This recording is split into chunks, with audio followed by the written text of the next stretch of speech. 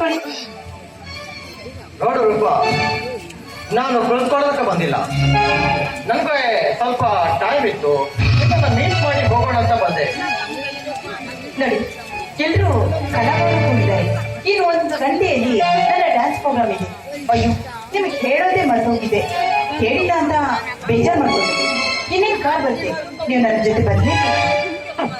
ರೂಪ, ನಿನ್ನ ಮೇಲೆ ಯಾವತ್ತಾದ್ರೂ ನಾನು ಕೋಪವನ್ನ ಮಾಡ್ಕೊಂಡಿದ್ದೀನ? ನಿನ್ನ ಮೇಲೆ ಕ್ಷಣ ಕ್ಷಣಕ್ಕೂ ಕೂಡ ನಾನು ಕಾಳಜಿಯನ್ನು ವಹಿಸ್ತಾನೆ ಇರ್ತೀನಿ ಕಡೆ.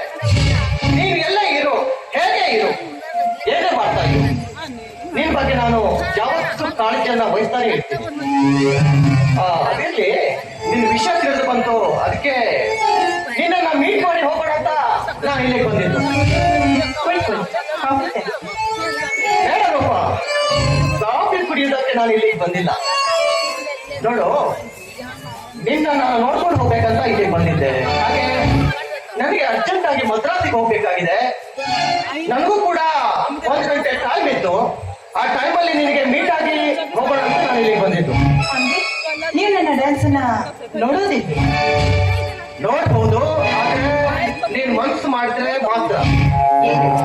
ನಾನು ಮನ್ಸು ಮಾಡ್ಬೇಕಾ? ಹೌದು, ನನಗೋಸ್ಕರ ನೀನು ಇದೇ ಸ್ಥಳದಲ್ಲಿ ಯಾಕೆ ನೃತ್ಯವನ್ನ ಮಾಡಬಾರ್ದು? ಇಲ್ಲಿ ನೃತ್ಯ ಮಾಡಿದ್ರೆ ಈ ಜನ ಎಲ್ಲ ಖಂಡಿತ ನಗ್ತಾರೆ. ನಗ್ತಾರ? ನಮ್ಮ ಸಮಾಜಕ್ಕೆ ನಾವು ನಾಚಿದ್ರೆ ಈ ಕಲಿಯುಗದಲ್ಲಿ ನಾವು ಬದುಕೋಕ್ ಆಗಲ್ಲ ಕಡೆ. ನೋಡು ರೂಪ, ಜೀವನದಲ್ಲಿ ಒಂದು ವಿಚಾರವನ್ನು ಹೇಳ್ತೀನಿ ಕೇಳು. ನಾನು ಹೇಳುವ ವಿಚಾರ ಬಹಳ ಪ್ರಮುಖವಾದಂತ ವಿಚಾರ. ಯಾವತ್ತು ನಿನ್ನ ಜೀವನದಲ್ಲಿ ಅಳವಡಿಸ್ಕೊ. ಮನೆಯ ದೀಪ ಅಂತ ಹೇಳ್ಬಿಟ್ಟು ಅದನ್ನ ನಾವು ಮುತ್ತನ್ನ ಹಿಡಿದು ಹೋದ್ರೆ ಆ ದೀಪ ನಮ್ಮ ಮುಖವನ್ನ ಸುಡದೆ ಬಿಡಲ್ಲ. ಯಾಕೆಂದ್ರೆ ಅದು ಅದರ ಜಾಯಿ ಮಾಡ.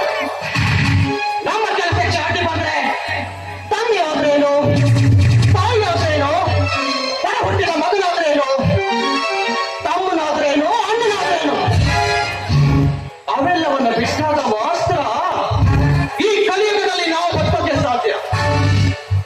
ಹಾಗೆ ಅದಿರ್ಲಿ,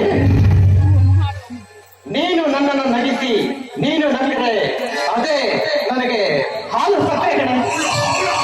ನೋಡಿ, ಈ ಸಮಾಜದಲ್ಲಿ ನಾನು ಬೇಕಾದವರು ನೀವು. ನಿಮ್ಮ ಸಂತೋಷಕ್ಕೆ ನಾನು ಏನ್ ಬೇಕಾದ್ರೂ ಮಾಡ್ತೀನಿ. Very nice. ಹಾಗಾದ್ರೆ ಡಾನ್ಸ್ ಮಾಡ್ತೀಯಾ? ಖಂಡಿತ, ನಿಮ್ಮ ಆಸೆ ನಾನು ಡ್ಯಾನ್ಸ್ ಖಂಡಿತ ಮಾಡ್ತೀನಿ.